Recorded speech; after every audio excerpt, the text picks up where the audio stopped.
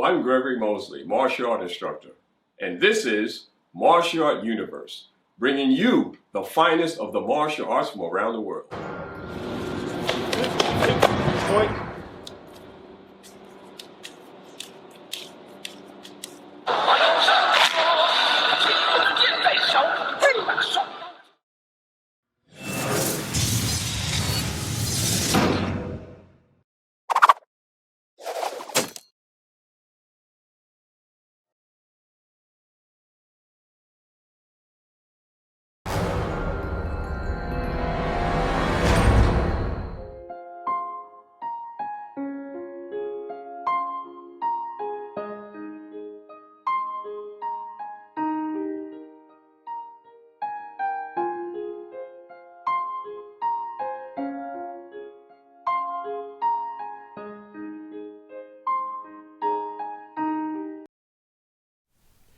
February 2024 is Black History Month. The 2024 theme is African Americans and the Arts, spanning the many impacts Black Americans have had on visual arts, music, cultural movements, and more. 2024 is also the Chinese New Year of the Dragon. The dragon is regarded as a representation of bravery, strength, and luck.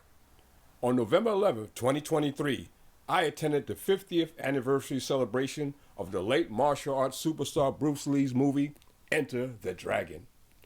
At the New York City Urban Action Showcase, which had, from the movie, two African-American actors and legendary martial art masters, Donnie and Steve Muhammad, being interviewed by famous martial art movie star Sammo Hung, protege, actor, film director, and stuntman Robert Samuels. However, for me personally, this is a celebration of these two individuals right here who've offered so much not only to martial arts, but to just people in general as kind human beings. Ladies and gentlemen, let me introduce you, Grandmaster Stephen Muhammad.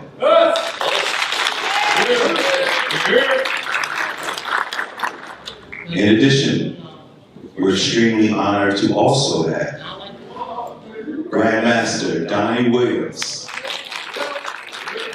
Let's give it a big round of applause. Actually, you know what? Let's stand up for these guys, all right? It's 50th anniversary of Enter the Dragon. I mean, come on. This is it, right here. You're looking at two cast members. Bruce Lee is gone. So many of the cast is gone. We are honored just to have them here with us, and they can share their stories from a time where we could only look at the movie and live vicariously through the characters. Now you have an opportunity to actually sit and ask some questions to them. But before we begin the questions section, we're going to hear from them. We'll start with Grandmaster Steve Muhammad. Grandmaster, thank you for coming.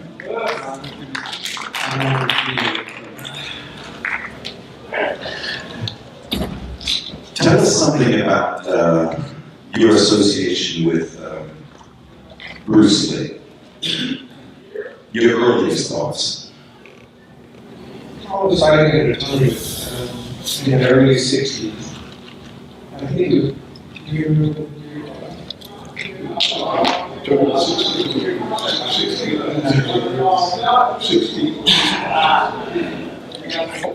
was 68 and 69 when we actually did film. But prior to that, we met earlier. I guess it's about 65. 65? Yes, sir. I was fighting in a tournament. I believe you had my name in Carlos. When I got finished, he was sitting with Chuck Norris. And he asked Chuck Norris who I was. He said, "This is the year." And he came out to meet me. He said, when he came out, he said, "You have extremely fast handed feet." I said, "Thank you." At the time, he was also doing what we call the Green Hornet. Very popular series, The Green Hornet. I knew him from the Green Hornet. I didn't know him in person. Wayne Warren, he looked like he was about this big. But in person, he looked a lot bigger. So he talked to me a little bit about where I work. At the end of the conversation, he walked away, and I was walking away. He said, "Steve, you know me?" I said, "No, you look really familiar, but I don't know you." Like I said, he was much bigger in person. So I thought, he said, Bruce Lee, Wayne Warren. I just want to grab it, we were jumping up and down like little children.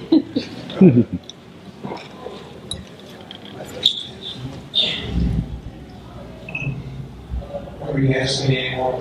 Yeah, no. So we'll get to the dragon. I just want to talk about your first meeting or your first impressions of Grandmaster Williams. How about you? Well, I never met Bruce Lee on a personal level. The first time I met him was when Sterling Sullivan was my student that I was teaching, and we was at Urban Action Studios, one of our studios, and we was inside the studio, and then Paul had a friend of mine called Robert Collins. Those three came into this room we were, and then Bruce Lee walked in. Wow. But when Bruce Lee walked in, I knew who he was. You knew who he was? Yeah, I wanted to challenge him. I'm just kidding. And that's when I made it at one of those studios. Okay. Yeah. So we're going to take it back a little further. Pre-Bruce Lee Enter the Dragon. You guys started in martial arts very early. I believe it was during the early 60s, maybe? 50s, I'm not certain. Okay. Tell me about that. How was that with especially with the people of color in martial arts, the tournament scene? How were we treated at a certain point in those early days? We can talk about the good, but we also have to talk about the adversities that we experienced. Well, you got to understand that when I took martial arts, my whole intent was to never let a white man beat me ever again. I got beat up by 5 white men. I swear to God, that if another white man would beat me, I would rather be dead. That's the attitude I had. So I started training martial arts with that negative attitude. That negative energy. But it made me good. So, and then I was looking for a black teacher. I couldn't find one, so I went up north and began to teach with a man by the name of Young Yu. I lived in his home as a Korean. I lived in his home, trained with him. And then I heard about Steve Sanders at that time. Steve Sanders, that's in Los Angeles. So I went looking for him. And I went into a school, not a school, it was a training place. And when I was there, I was sitting there, and the young kid said to me, but I looked at everybody fighting, they didn't look very good. I was cocky, I had a negative attitude, I was bad, period. And so I said to the guy that was out there training, I said, "Sir, I can do any of your black versus in this room." And this little 12-year-old boy looked up at me, sitting beside me, he said, "Hey, listen, do you know who that is?" And I said, "No." He said, "That's Steve Sanders." I said, "Listen, me and Steve Sanders were all on the left." True story. Wow. That's how we met. Excellent. On a personal level. Right. You remember that? I remember. What are your thoughts on that? I don't know if he was crazy. No, we became good friends after that. We've been friends for 57 years. 57 years. Amazing. And we spent a minimum of once a month. That's the longest we've been. Wow. So now here we are, 2023, approaching 2024. You were involved with martial arts during a tumultuous period where there were race issues. Tell us where that change happened, where you didn't have that animosity toward Caucasian men. Well, what changed my heart is God. And the Savior Jesus Christ. Amen. Hallelujah. That's the true change. Yes. God be the glory. Yeah, absolutely. Prior to that, I was in the internationals in 1977, and I was fighting, and we was in the finals, and the young man, white gentleman, was competing with me. And so he came over after my fight and said, hey, I know you the one that cheated my student. And you was refereeing when you cheated my student. I said, I don't cheat. He said, hey, you had to cheat. And so I went involved and he didn't have healed at the time. Wow. And I went into the bathroom and I prayed to God. I said, God, if you help me whoop this white guy, I serve you. But I knew God would listen because my mom always told me, God hear you when you're serious. So I went and prayed literally, and they kneeled down at the toilet and prayed that prayer. Came out. God knows I won my match. And I became the international world karate champion from that. Amazing, amazing.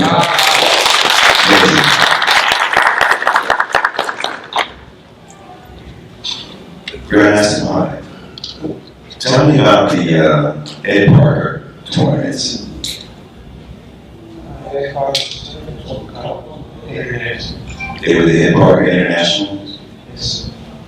My first introduction to karate in America was one of the parts of school that was ran by this another name of Danny or something.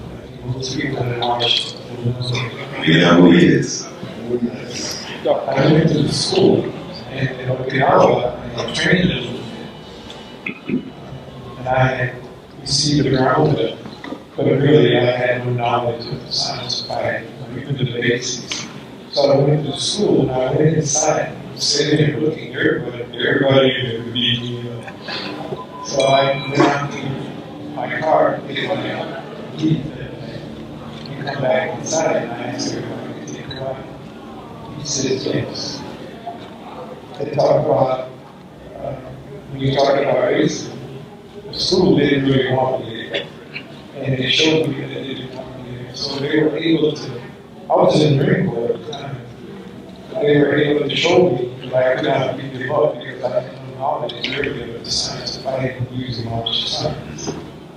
But I would say after about 6 months, I went to Danny. I said, man, everybody in the school was able to beat me up. He said, well, you just got to keep working. I started working hard. And about 3 months later, I was getting better. What made me really get better was a guy named Scotty Orr. He used to get me up, slam me in the stop.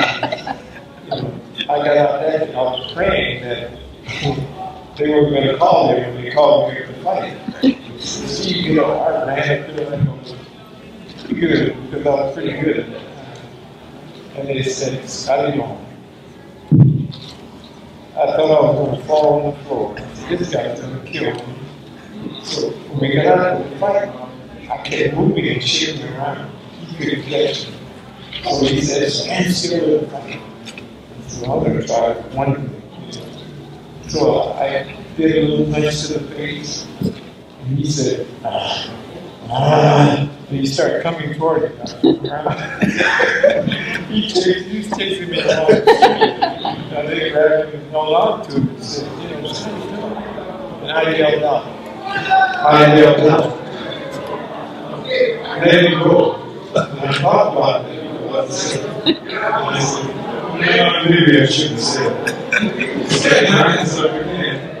And he couldn't catch me, so he said, I said, I'm going to kick this. So I threw a kick and he came inside of the kick. Once again, running around the room. He chased me until he caught me on the wall. And when I was running, I looked back and I fell against the wall and I saw a fist coming. I fell on the side of the wall and they grabbed me. And he wanted to hurt me so bad that guy actually quit. He never came back to the school. Wow. He had talked to me. I talked to him maybe about a year and a half ago. And he said, like, all that time, oh yeah, you should while we were coming to school. But to talk about,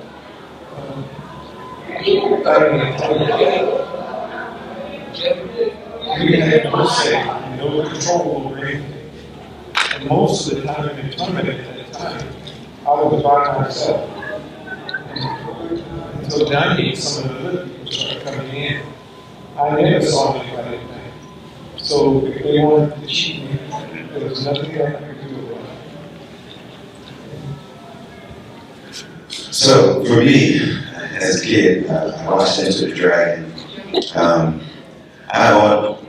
I always wanted to do kung fu and action movies, and I just felt it was difficult at the time for African Americans to do it because I wanted to go to Hong Kong. Seeing Ron Van Cleef, my godfather, gave me hope. And then when I saw Enter the Dragon and I saw these two gentlemen, I said, wow, these guys are laying the foundation for me to have a career. They went through the turbulent times of the 60s and racism, only to give me an opportunity to have a fair chance in the 90s. So I'm very grateful for that opportunity. So we're going to talk about Enter the Dragon itself. So I saw an interview with you. How long were you in Enter the Dragon? I was a movie star. I was the lead character in the I got 2.3 seconds. 2.3 seconds of screen time. And my dialogue was, ready, that was it. Yes! I remember that. How about ready? And you, Brandon, how long were you in it? A couple of seconds longer than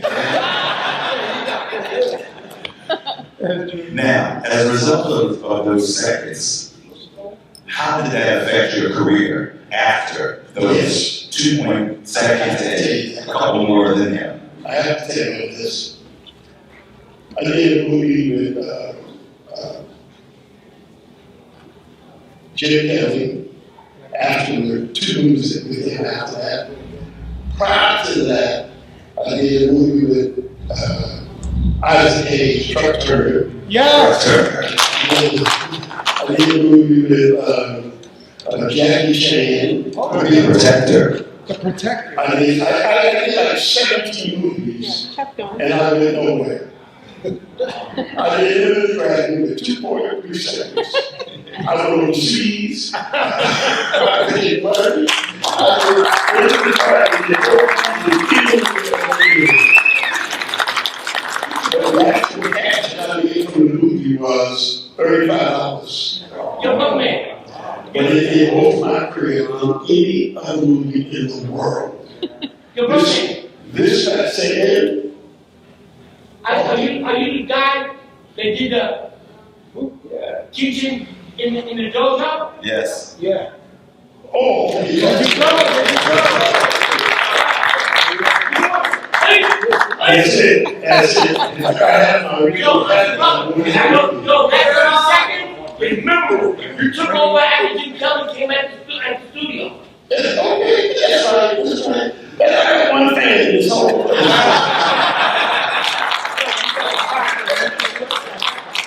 Yeah, that too. Yes. Next question. Grandmaster Muhammad, how did your time in Enter the Dragon affect your career in action films? I'm not as like a kid, but I had a movie called Let's Do It Again. Let's do it again. We all do it. It's a classic. You wouldn't know who I was because I was the one that got beat up by JJ.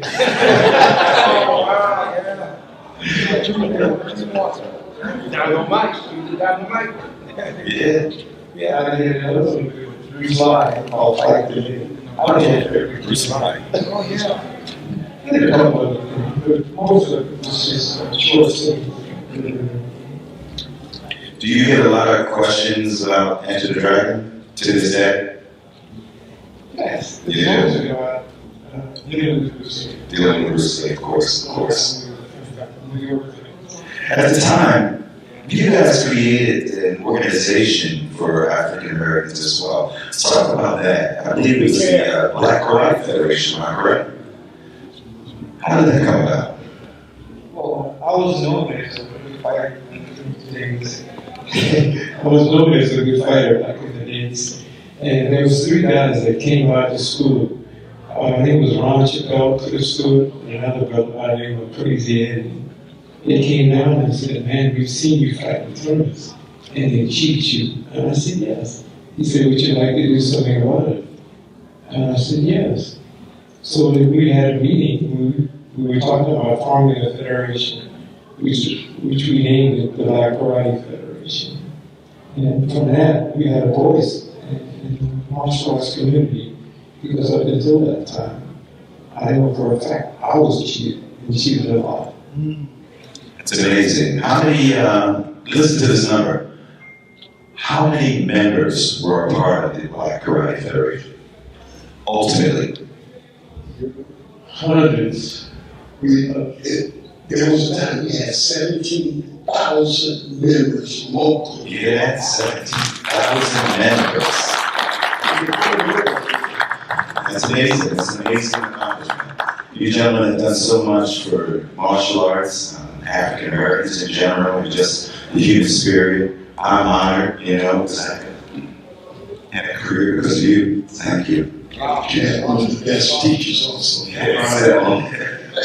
One of the best in the world. And as a martial artist as well as an actor. Yes. Absolutely one of the Yes, my first film there was in 1995.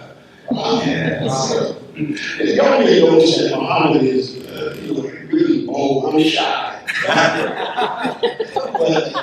But one of the reasons why Muhammad and I get along so well is because I will say anything at any time. And I always had him to back me up to do fighting.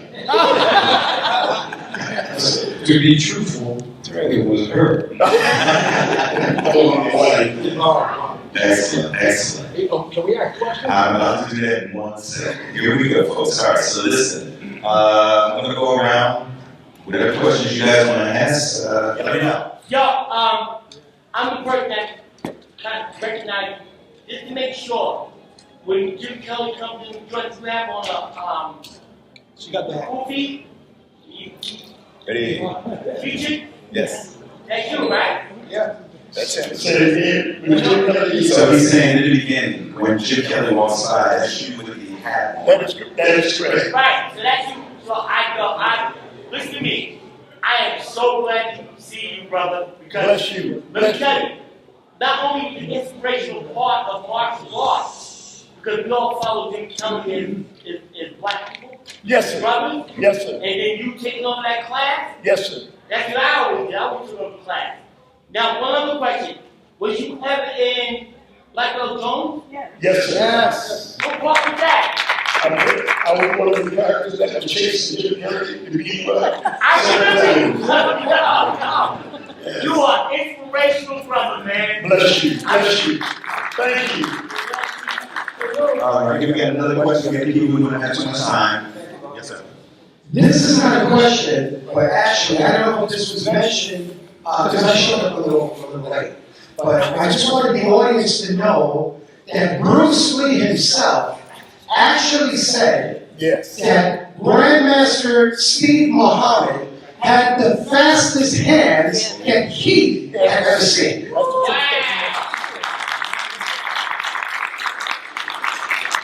That's true. Who's next? Real quick, keep it coming. You gotta yell, because I can't make it up here quickly. Grandmaster Steve Muhammad did. I went to high school with him.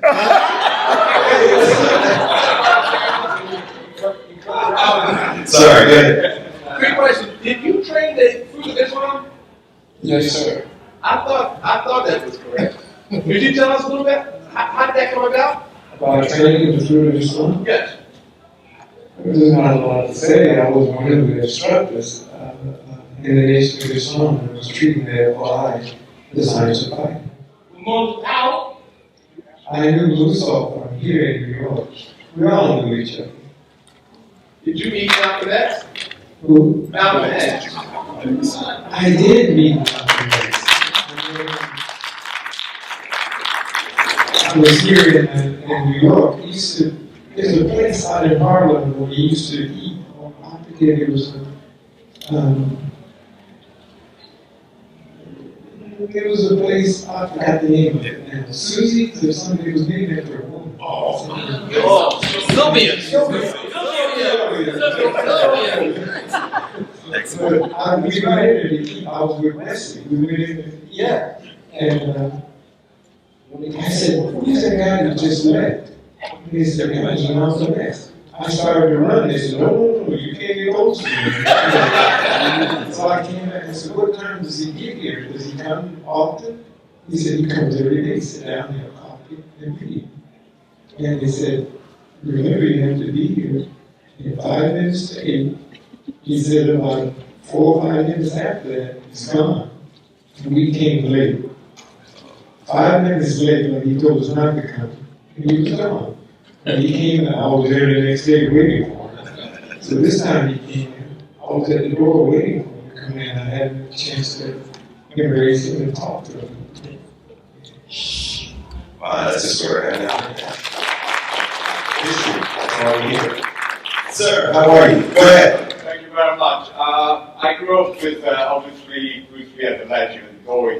But we always, in our school, we always discussed about things that he would jump 10 feet in the air, and as kids, we always believed in all that. But I only got to see Bruce Lee on the screen. You gentlemen were blessed to see Bruce Lee in real life, in action. So, could you, in your personal opinion, describe how good really was Bruce Lee? Could he be a world champion, say, MMA? I know it's all hypothetically, but since you got to see Bruce Lee, which none of us, or at least I did, what was your impression truly of the man? Was that different? Was he really the legend that everyone thinks he is, which obviously I think he is? Yes. Good question. Bruce could fight.